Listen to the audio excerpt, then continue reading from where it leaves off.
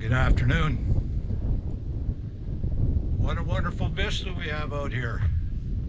And what a nice day, although one of the grandkids said that was Grandpa Mel playing a joke, sending an east wind instead of something from the west.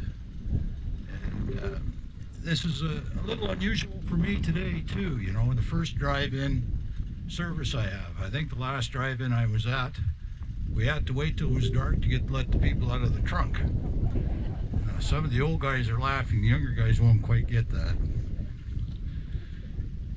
Now, it was an honor to be asked to MC this celebration of life for Mel McNaughton. In your package, there's a memory card. If you have any memories of Mel that you would like to share with the family, there's a drop box to leave them. They will then be enjoyed by the family.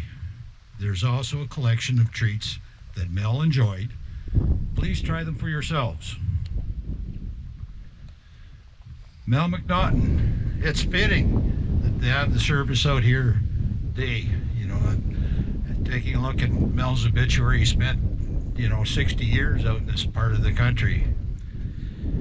And I think if you stop and listen and take a look somewhere, Mel is up there, taking a look, with that mischievous twinkle in his eye. And I think you all have memories of Mel, not just the immediate family, but also everyone else that came here today. And please do share those memories with the family if you can, and drop them off as mentioned. Now, the other thing Mel wanted that when I talked to Daryl and family, he didn't want to have a long service. So I will keep my end of it relatively brief to allow the other speakers to have a turn.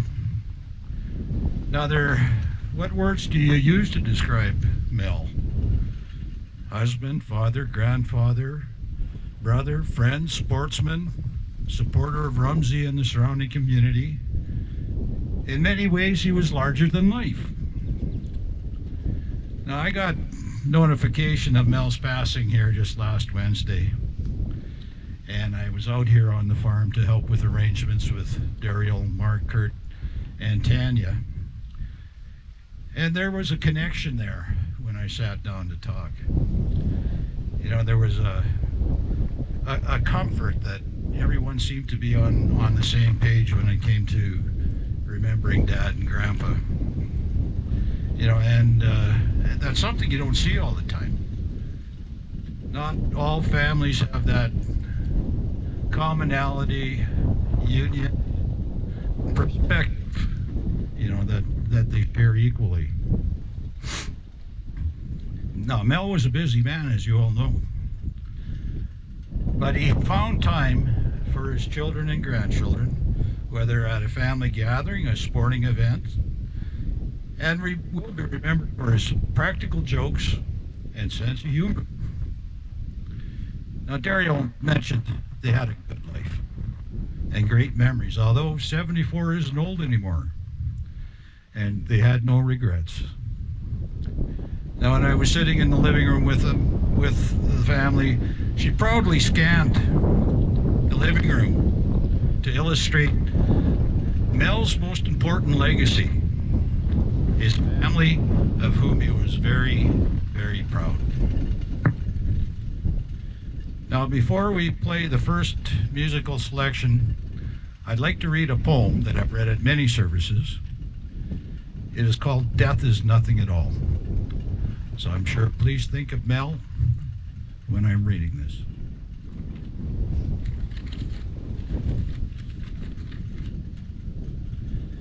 Death is nothing at all. It does not count. I've only slipped away into the next room. Nothing has happened. Everything remains exactly as it was. I am I and you are you. And the old life that we lived so fondly together is untouched and unchanged. Whatever we were to each other, that we are still. Now, call me by the old familiar name. Speak of me in the easy way which you always used. Put no difference in your tone. Wear no forced air of solemnity or sorrow. Laugh as we always laughed at the little jokes that we enjoyed together. Play, smile, think of me, pray for me. Let my name be ever the household word that it always was. Let it be spoken without an effort, without the ghost of a shadow upon it. Life means all that it ever meant. It is the same as it ever was. There is absolute and unbroken continuity. What is this death but a negligible accident? Why should I be out of mind because I'm out of sight? I am but waiting for you for an interval, somewhere very near, just round the corner. All is well.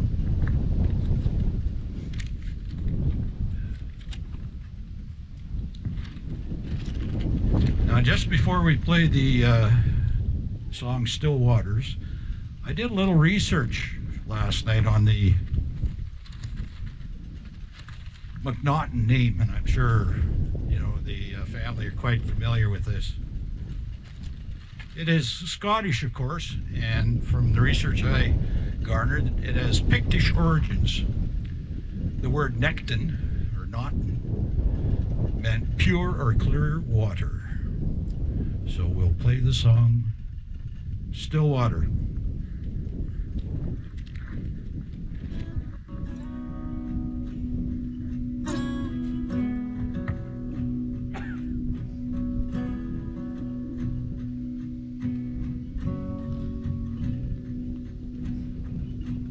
When I'm restless and when I'm broken, when my heart's been sinking heavy like a stone, from the darkness in the distance, there's an answer like a lighthouse in a storm. Still waters, won't you carry me home? Still water, give me peace in my soul. When I'm weary and I can't go on, still water's gonna carry me home. I'm the angel and I'm the sinner, sailing forward on the highs and every low. Let me rest there by the river with my reflection that nobody really knows. Still water, won't you carry me home? Still water, give me peace in my soul. When I'm weary and I can't go home, still water's gonna carry me home.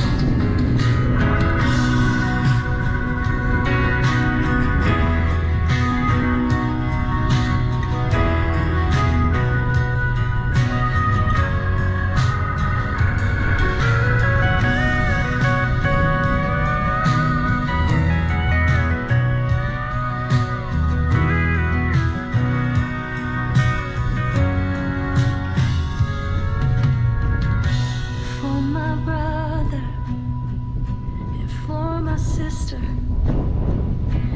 fighting battles that nobody ever sees.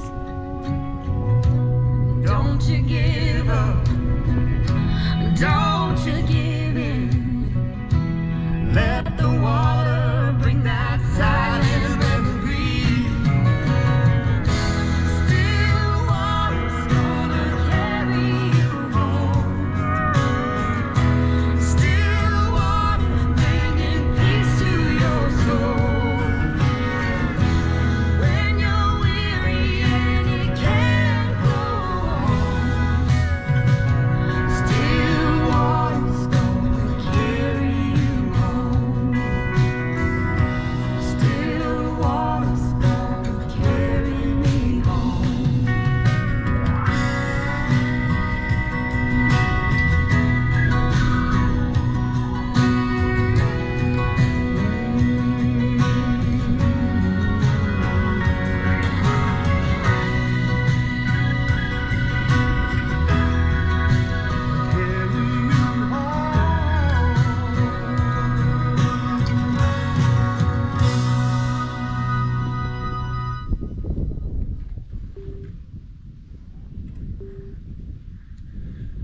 Now, I'd like to call Mel's twin sister, Marion, to come forward and do some readings.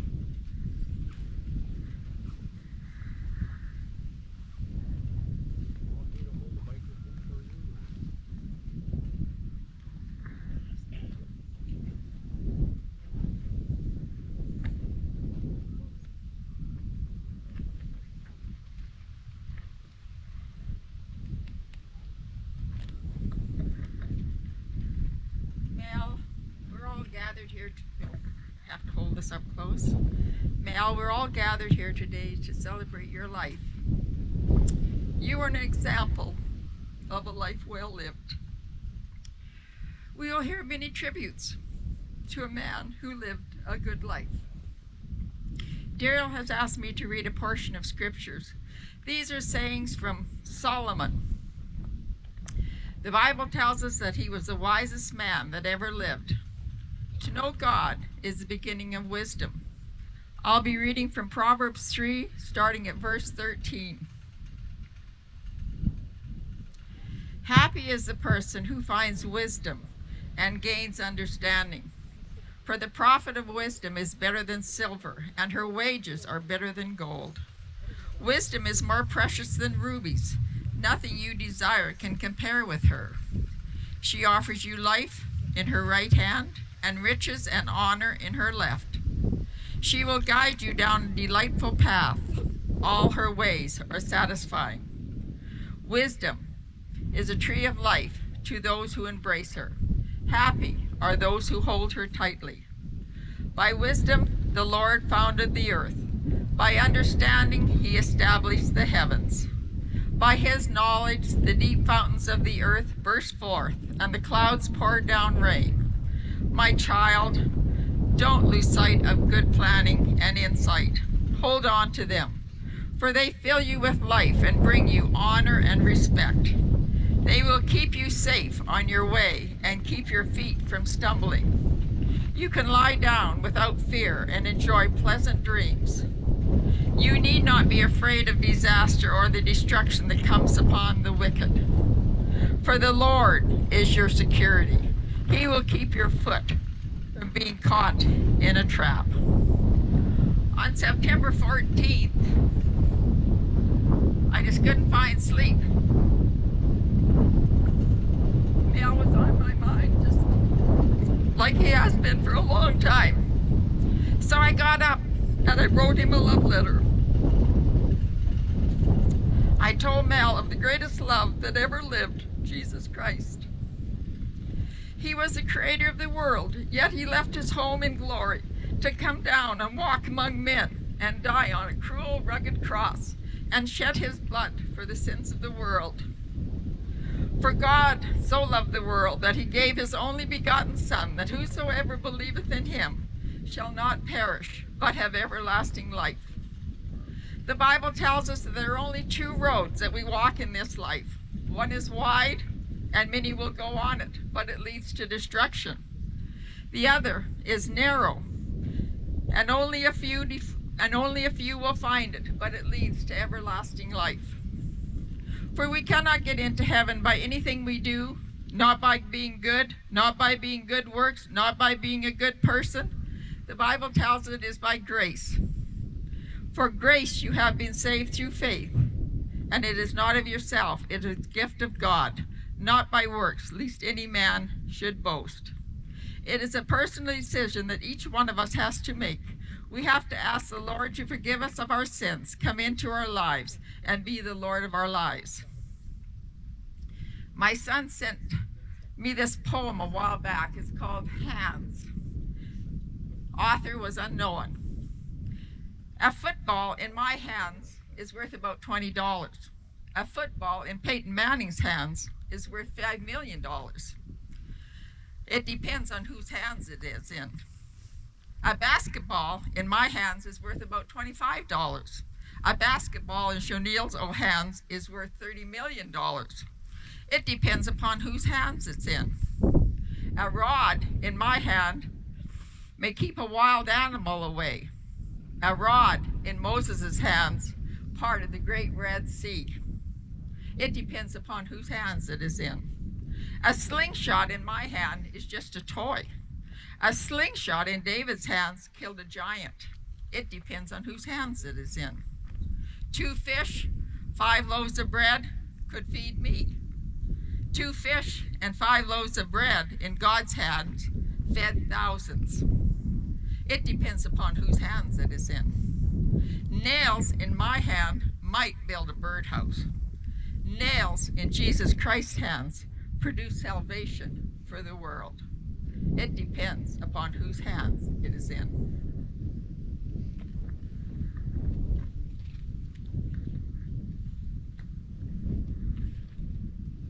Thank you, Marion. Now it's time for some memories from the grandchildren.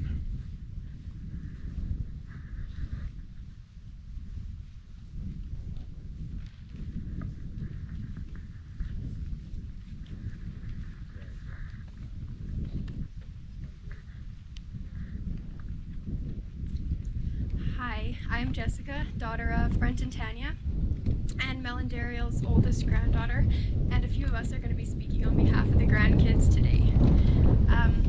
I'm going to read a story I wrote about my grandpa when I was in elementary school. My grandpa. Out of all the entire grandpas in the world, mine is the best. My grandpa is the most caring, funny, and selfless person I have ever met. My grandpa is caring because he's always there for me. My grandpa cares if I get hurt or if I'm sad. He takes me on special trips to Red Deer or Calgary. My grandpa helps me with my homework. He always lets me go for extra rides on the golf cart. My grandpa is funny because he always makes me laugh. My grandpa tells funny stories about my cousins. He always plays pranks on my uncles, like putting fake mice under their chairs. My grandpa is selfless because he puts me before him. He always finds time for me. I love my grandpa. If you see someone caring for an old person, it was probably my grandpa. If you ever hear a person laughing really hard, that person was probably laughing at one of my grandpa's jokes. And if you ever want to learn how to be less selfish, watch my grandpa. That about sums up who my grandpa was. He can make you feel loved and cared for within 5 minutes of meeting him, and I got to experience that same love and care for 24 years. He spoiled us grandkids with love, affection, and most importantly with his time. He was there for everything we did and helped us celebrate all of our milestones. And although it will be different now, I know he'll still be there for everything.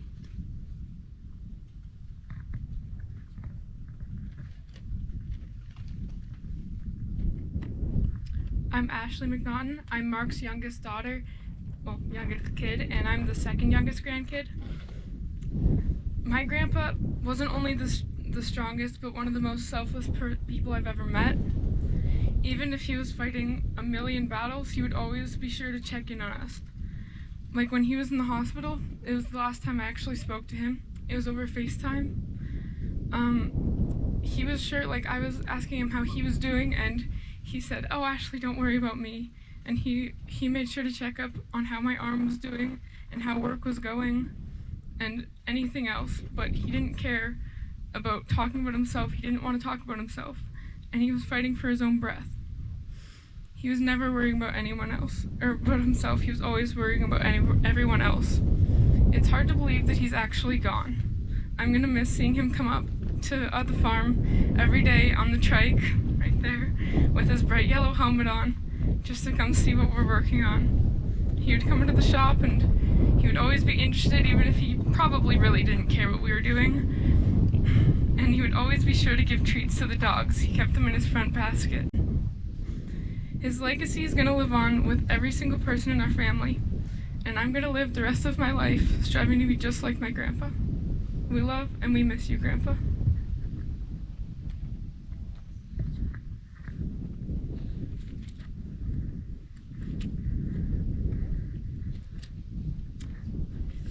I'm Megan McNaughton, daughter to Kurt and Michelle. I'm the third youngest grandchild. Grandpa liked to laugh even during difficult times. He always said that everyone has an expiration date written on the bottom of their butt, and he told me that I was the only one who knew his. Still, nothing could have prepared me loving and full of life. And though I miss him dearly, I'm grateful for this beautiful family that he built with Grandma. He's given us all the best life we could have had, and we will always cherish the time we had with him. We'll miss you, Grandpa.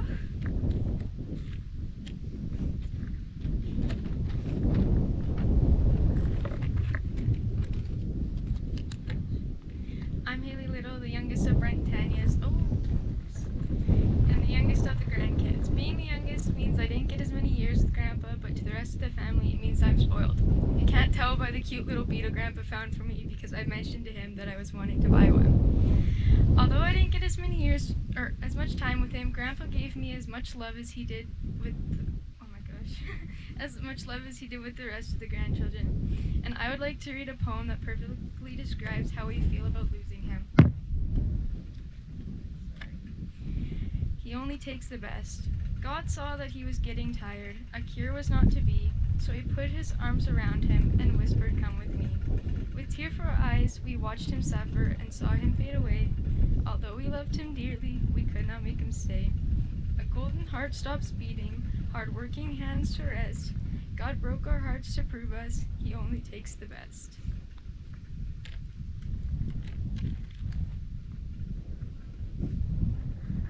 Thank you guys. I think that deserves a big round of applause. Well done.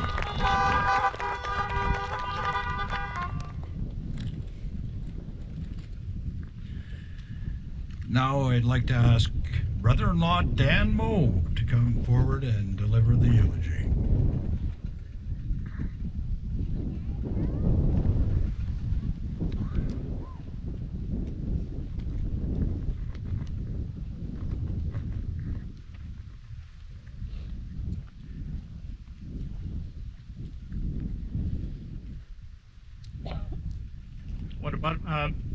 What a beautiful fall day, and like was echoed before, what a beautiful location for this celebration of life. Daryl had left Mel in charge of the wind for today, and a little while ago I was thinking I was going to have to offer up a prayer and get him on it to get it tamed down, but I think he held up his end of the deal. So, for those of you who don't know me, my name is Dan Moe. I've been given the honor to prepare and deliver the eulogy today. I have to be honest with you though, it's impossible to capture the essence of a man like Mel in a 5-minute talk. So I'll do my best to keep it short. Mel is my brother-in-law, my mentor, but more than anything else, he was my friend.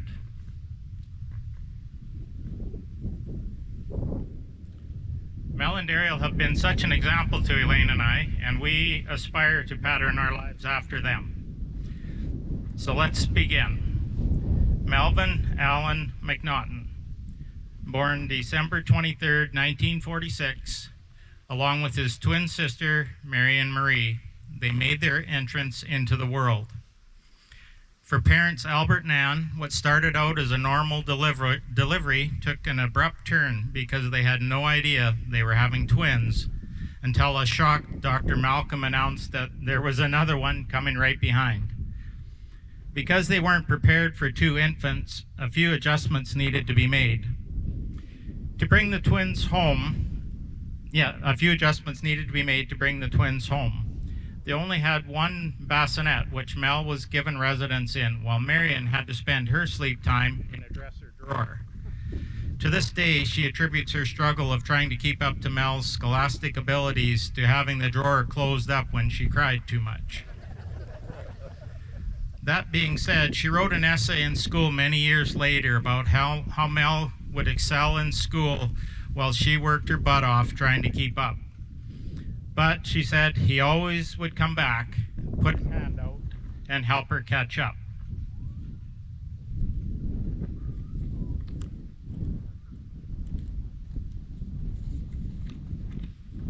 Okay, so let's just cut to the chase. Mel was one of the good ones. Mel enjoyed his school years. He loved and excelled in sports. His quiet but fun-loving personality attracted many friends, and a lot of them are still close today. By November of 1965, Mel had eyed up a beautiful young woman from Delburn and set the plan in motion to make her his wife. The first step was to get her brother Harold Peters to give him her phone number. From there, he set to work to win her over with his charm and irresistible personality. It worked. If Mel had had his way, they would have been married a month later with a Christmas wedding. She resisted for a while before she agreed. She resisted for a while, but before long she agreed, and they were engaged in March and married in July. To Mel's little sister Elaine, he was hers, and she was not very anxious to share him with anyone. One of the first times Daryl spent any time at the McNaughton home, Elaine spied her in the house and with an indignant voice snarled, "What is she doing here?" She recognized this woman as a dire threat to her relationship with Mel. But in the years that followed, Daryl won her over, and now the two of them are inseparable friends. Mel was a great provider for his family, and Daryl recounted to me how in the early years of their marriage, she would worry about money and finances, but Mel's response was, "Don't ever worry, Daryl. I'll take care of you." Although she didn't always agree with Mel on everything, she always supported him. Mel and Daryl started their married life on the family farm. A couple of years later, their family started to arrive. First Mark, then Kurt, and finally Tanya. He was so proud of all of his family, and he enjoyed spending his time with them. Mel was driven to succeed, and things always seemed to work out for him. At first I thought, man, he's lucky. But then I realized, no, it was his clear thinking, good planning skills, and attention to detail that provided the success. Mel was always at the forefront of farming practices, and he adopted cutting-edge technology as soon as he felt confident that there could be a payback. I heard a former high school classmate say once, "I always knew he would be successful. He had a confident but never arrogant air about him, and everything was studied and planned in detail." A family member once told me, "He's a winner. He'll work at it until he succeeds." Although, as I have said, he was driven to succeed, success was never acquired by stepping on someone else to get ahead. He would be more likely, as Marion said in her essay, to extend a hand to others to help them move ahead with him. Mel was definitely a capitalist, but he had a clear understanding of the need for cooperation and to make sure that his family, friends, and community were supported and protected. Elaine and I have experienced that helping hand many times, and we're forever grateful. All of the business skills showed in his own business and placed him in high demand from community organizations to corporate boardrooms. Although Mel did like nice things and enjoyed being a bit flashy from time to time, he realized early on that there was more to life than work and amassing possessions and wealth. He also wanted to see what other people, places, and things were out there for them to experience. On a side note, as the pandemic ground on, Mel couldn't get out to do any shopping, and he formed a great bond with Amazon. Everything from toothpaste to e-bike showed up at his door. It was at this point that he saw the need to begin planning the transition of the farm to the next generation. His plan was well thought out, but simple. A mechanism was put in place to transition the boys in and him out of the business. From there, the boys were allowed to assume the reins. But they had to bring something to the table to make sure the farm could support everyone. Hence, there was custom spraying, aquaculture, and intensive farming practices. They were allowed to make their own decisions, but they were responsible for the results. He was always there to provide his input, but that's where it stopped. And they were expected to make their own decisions. And I think we can all see that the plan was a success. When he felt that things were in good hands, they began to travel and see other places. Many of you, like Elaine and I, were fortunate enough to be invited along on some of these adventures. Although Mel and Daryl enjoyed each other's company, they always wanted friends or family to come along and enjoy good times with them. From Radium, Fairmont, Mexico, Panama, Costa Rica, Florida, Nevada, Arizona, California, and a Caribbean cruise, they enjoyed them all. Wherever he and Daryl went, they made new friends. They have lifelong friends from his days on corporate boards. They made dear friends on the golf course in Escondido. He made friends with Mexican resort staff and taxi drivers. People were drawn to him because he treated them as equals and he took an interest in their lives. Daryl will have fond memories of Fernando, Monica, Terso, and Sexy Maxi. I'm not sure what her real name was, but she was a Mexican ice hockey player who was part of the rec staff at the resort.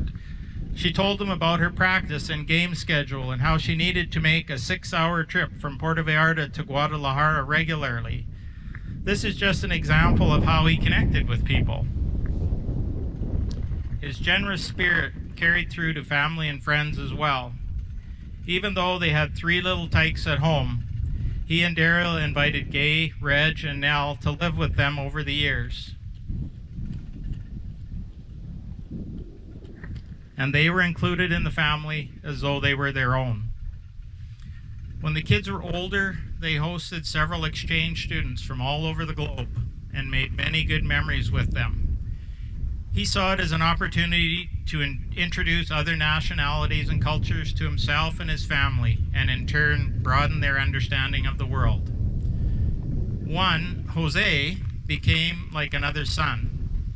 He was so appreciative when Mel and Daryl traveled to Panama in 2016 to see him, meet his family, and see his home. Jose was their private tour guide for the 10-day stay. Every morning, his words were, "At your service, Mom," and off they would go for the day. Mel and Daryl loved the Rumsey community and were always there to help out. When traveling with them, Daryl was always so proud to tell people she was from Rumsey. Elaine and I would start describing to people, if they asked, that first we were from Canada, then if they got that, then Alberta, then Calgary, then Drumheller, then Mourne. Not Daryl, she was from Rumsey, period. So, when traveling with them, we would always have a card game of golf in the morning. Whoever won the game was deemed boss for the day. Mel's superior skill at cards often gave him the title. He was a fantastic host on these trips, bringing people together and seeing to it that they had a good time. He would arrange taxis, make reservations at restaurants, mix drinks, and just made sure you were enjoying yourself. I've heard many comments, but the one I like was from Bev Waters. "Marvelous Mel, my glass is empty. Could you please bring me a refill?" So from then on, we referred to him as Marvelous Mel. When we weren't traveling with them, they would look after our 4 kids for us when we were away. Some of our kids' favorite memories are with their second parents and the McNaughton family. Mel and Daryl were terrific role models most of the time. On one trip to Mexico with them, Mel commented to Ryan, who was around 17 at the time, as we were heading out the door to leave, "Don't have any parties so big you can't get them cleaned up before your parents get home." We returned to a neat and tidy house, but the carpets were still squishy wet from just being shampooed after an epic party event. They have memories of epic water fights using the fire extinguishers, usually instigated by Mel, and also having to be on guard for many playful pranks when you least expect it. They never wanted to sit beside Mel at tea time. The McNaughtons have this weird tradition where after stirring their hot coffee or tea, they would reach over and touch your arm with the hot spoon. Mel never missed an opportunity to do this. When my grandson Chell was about 4 years old, Mel introduced him to this concept. After the move to the Okanagan, Chell hadn't seen them for a long time. And when Mel and Daryl came to see us in Kelowna this past June, we happened to be looking after Chell at the time, who is now 8, for a couple of days. At first, he was unsure who these people were because he hadn't seen them for a while, but that it came back to him. He pulled up a stool at the kitchen counter and asked Elaine, "When are you making coffee, Grandma?" He remembered, and he already was planning his revenge. And he has vowed at 8 years old to keep the tradition alive. Mel started to experience some health issues about 3 years ago. In true fashion, he took this challenge head on, working diligently to address all of the issues. One by one, he worked through them, and his health started to return to a more normal state. Mel knew he was vulnerable to COVID-19 when the pandemic started. His planning skills kicked into action, and they plotted out a safe course forward. They closed down their home to visitors, they cleaned everything as it came and went, they got their vaccinations as soon as possible, and they had tremendous success. Mel had a lot of living to do, and he was looking forward to getting on with his life. Unfortunately, some things were beyond his control, and it was not to be. His COVID journey landed him in the Three Hills Hospital first. He was very appreciative of all the care he received there. Given the current strain on the health system, his doctor in Three Hills felt it was best to get him to Calgary while she still could, in case there was a need for ICU.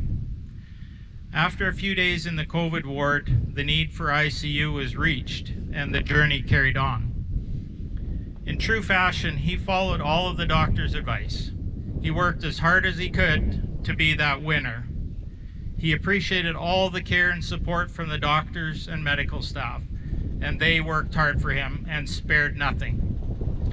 They also appreciated him as he was a model patient, and they understood how he had made every effort to help himself, and I believe that created a bit more empathy towards him. Unfortunately, life isn't always fair. Sometimes you win, and sometimes you lose. Mel won more often than not, but this time the win was out of his grasp. In the end, decisions had to be made. Dr. Luke made a point of sharing with the family how he admired farm families because they were straightforward and decisive. So just as Mel had taught them, you weigh the facts, you make a decision, you implement the plan, and you don't look back.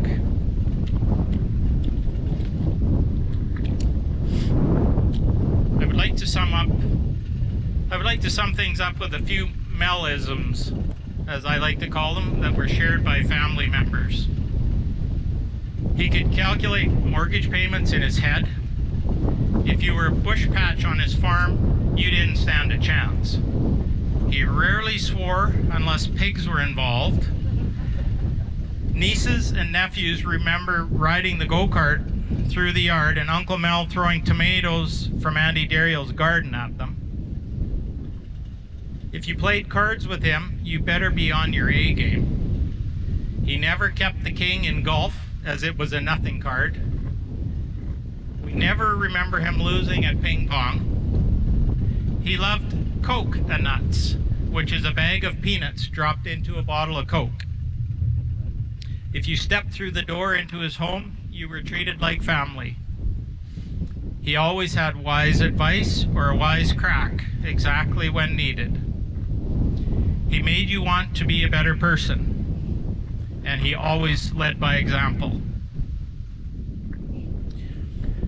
As the sun set on his great life, I take great solace after talking with my daughter Andrea, as she relayed her experience to me. After Uncle Mel passed, she said she had a warm feeling come over her, and she had this beautiful vision. him going through the gates of heaven and reaching out his hand to greet and be united with Grandma and Grandpa back. And so the book was closed on the life of a wonderful man.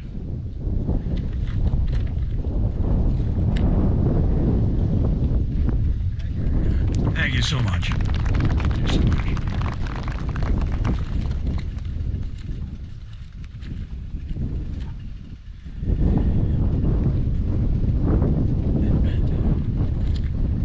Now we're going to play one of Mel's favorite tunes, The Green, Green Grass of Home, of course, by Charlie Pride.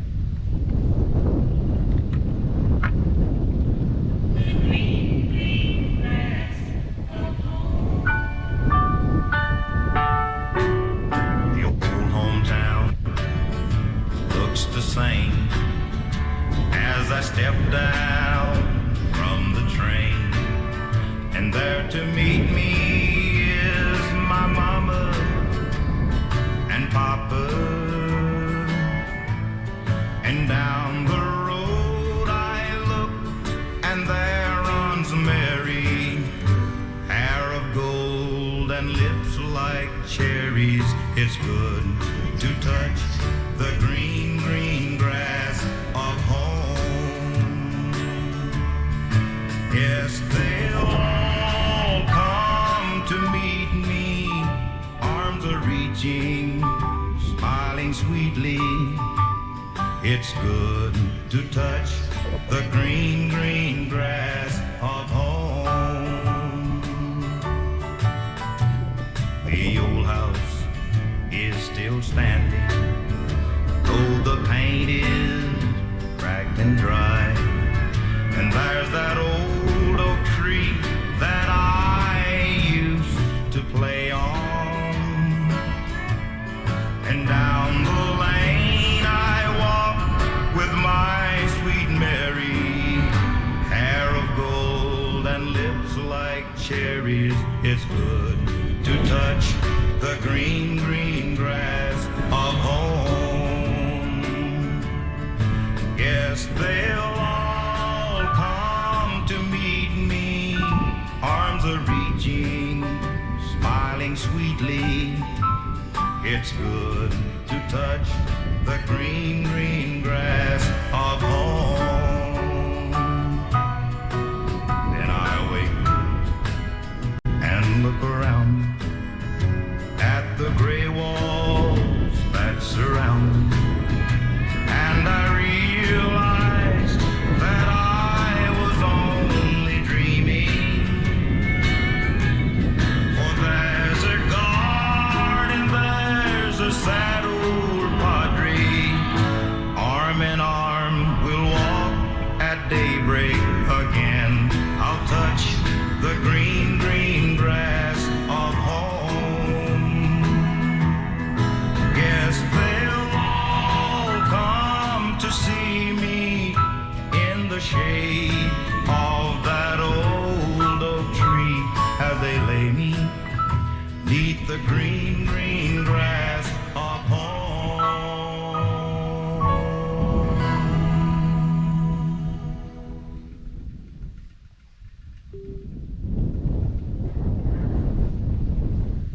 Now I'd like to call Roger Peters forward to deliver a message from the Peters family.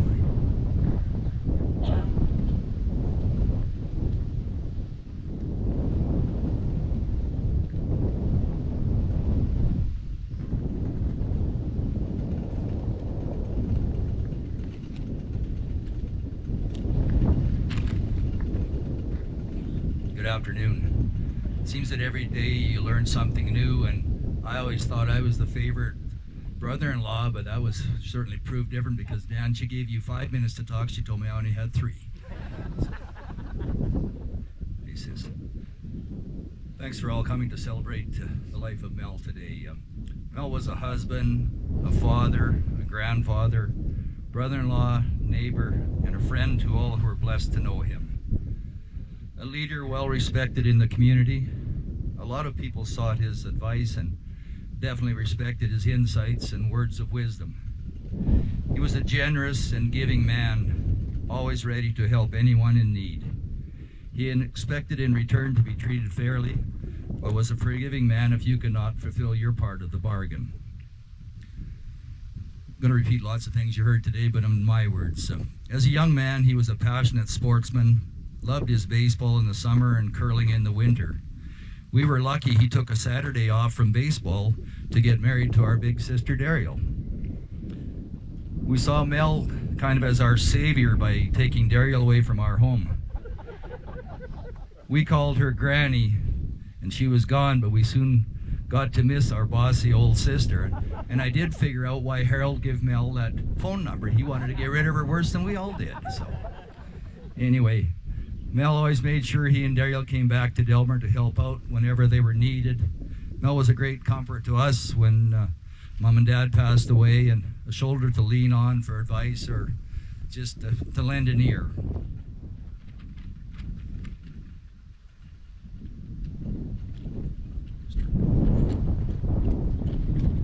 No, I took that out because Dan already said that. Actually, if you already want to know how Mel and Daryl really did get together, my dad used to do a lot of haying. We put up about 10,000 square bales every summer, and so this one summer he was selling hay over in the Rumsey area, and he got to know the McNaughton family, so he invited Lorne, or Pete as I called him, and Mel to come over and help stack bales that summer. So that's when Daryl really got to meet Mel, but there wasn't too many sparks flying, I think, from her end, but I think from Mel's side it was quite a different deal. So it was nice to know that Harold did actually help out and get that two put together. Mel was a very patient man, and I really think he learned that from dealing with us Peters, especially our younger brother Tracy. We're still not sure how Tracy could wreck so much McNaughton equipment, yet still was always welcomed by Daryl Mel whenever he came to visit. So he did a real number on a brand new Skidoo here once, like when he was just a young boy. Mel had a vision for the future. I remember the day that he and Daryl purchased the first half section from Ann and Albert some 50 years ago. As soon as the ink was dry on the land deed, Mel announced to his dad that this land will never be summer followed again. Never, ever. That was the common practice. And I'll remember Albert turned to his son and he said, with his shaking his finger, he said, "And son, you will lose this farm." Well, they didn't lose this farm, and it soon got apparent that how well Mel knew what he was doing. They started with zero-till back when nobody had even heard of zero-till, and from then on, things just got better and better every year. He started a trend that is widely used in the district and many other areas today. Mel's legacy lives on in his children and grandchildren. He taught them well, encouraged them to think out of bounds, out of the box, provided them with all the tools they needed. But his son Mark invited me, he said, he let them make their own mistakes in farming. He could have told them otherwise, but no, he figured they needed to learn, and that was probably the cheapest lesson they ever learned was, if you did it wrong once, by God, you didn't do it wrong twice.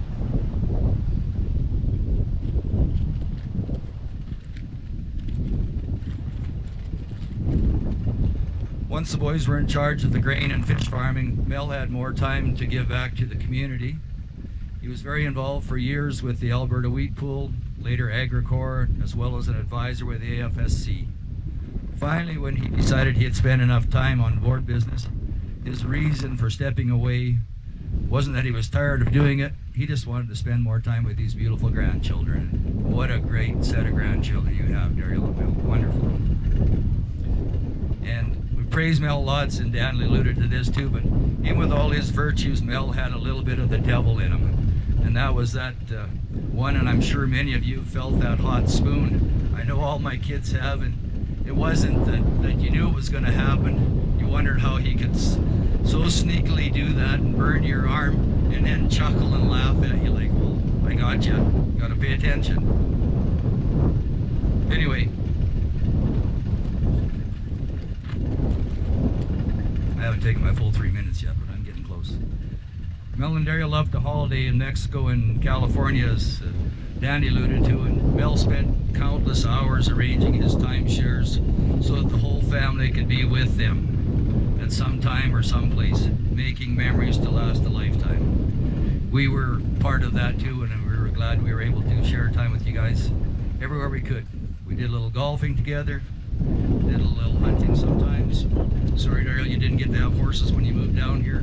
You really missed a lot on that, but you got those pigs you can knock around a little bit, so that worked out all right. So, anyway, don't want to talk too long, you know what's on.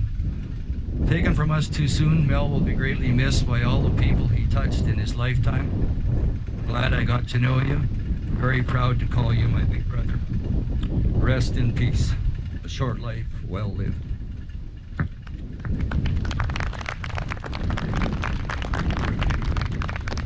Thank you, Roger.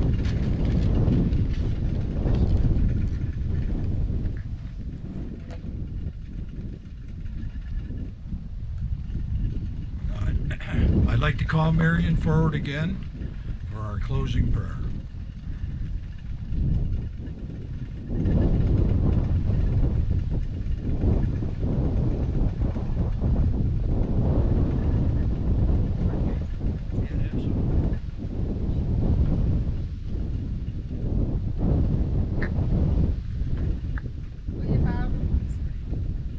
Will you bow your heads with me as we sit in the silence of the moment?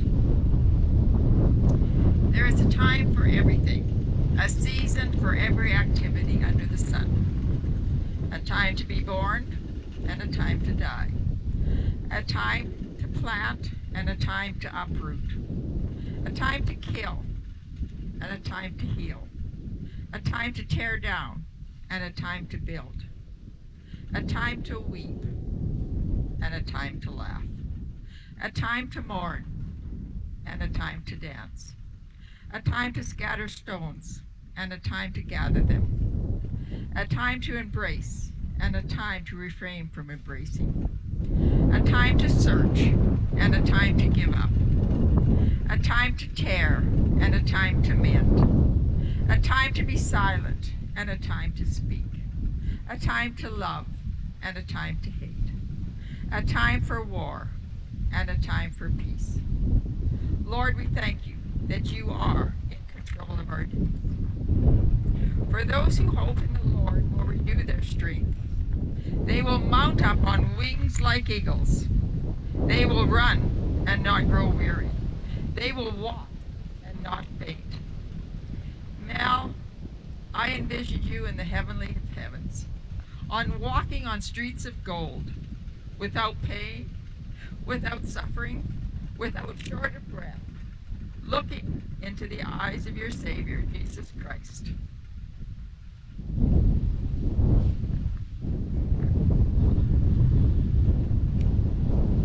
Thank you, Marion. That brings to a conclusion today's service for Mel. Thank you all for attending the drive-in service today for Mel. The family would prefer to have every one of you stay and visit, but given the circumstances, that will have to wait for another time. Please check your package for an IOU. Yes, well, I guess I was a little abrupt. There is another speaker that would like to say a few words.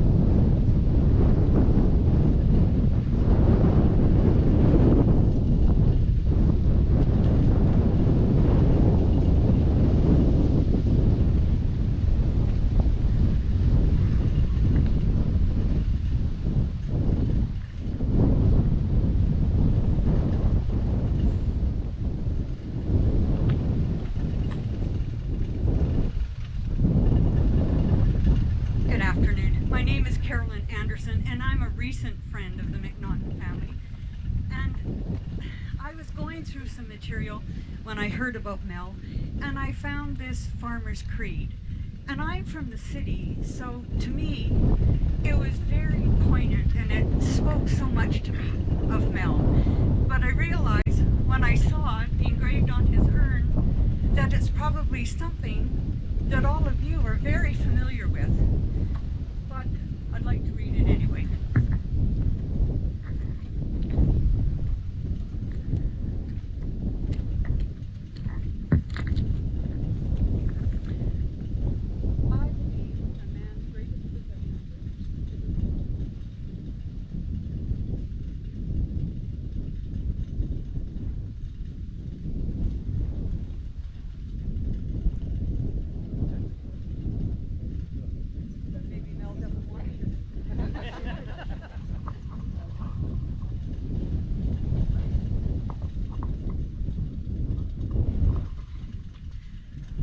believe a man's greatest possession is his dignity, and that no calling bestows this more abundantly than farming. I believe hard work and honest sweat are the building blocks of a person's character. I believe that farming, despite its hardships and disappointments, is the most honest and honorable way a man can spend his days on this earth. I believe my children are learning values that will last a lifetime and can be learned no other way. I believe farming provides education for life. Then no other occupation teaches so much about birth, growth, maturity, in such a variety of ways. I believe many of the best things in life are free. The splendor of a sunrise, the rapture of the wide open spaces, the exhilarating sight of your land greening each spring. I believe true happiness comes from watching your crops ripen in the field, your children go tall in the sun, your whole family feel the pride that springs from their shared experience. I believe that by my toil, I am giving more to the world than I am taking, an honor that does not come to all men. I believe my life will be measured ultimately by what I have done for my fellow men, and by this standard, I fear no judgment. I believe when a man grows old and sums up his days, he should be able to stand tall and feel pride in the life he has lived. And I believe in farming because it makes all of this possible. That's the man and the farmer that was Mel McNaughton. We wish for you a gentle journey, Mel.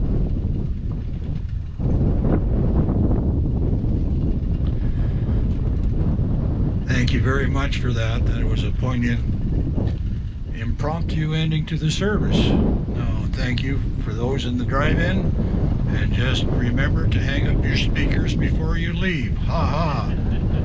Take care, you guys. Bye-bye.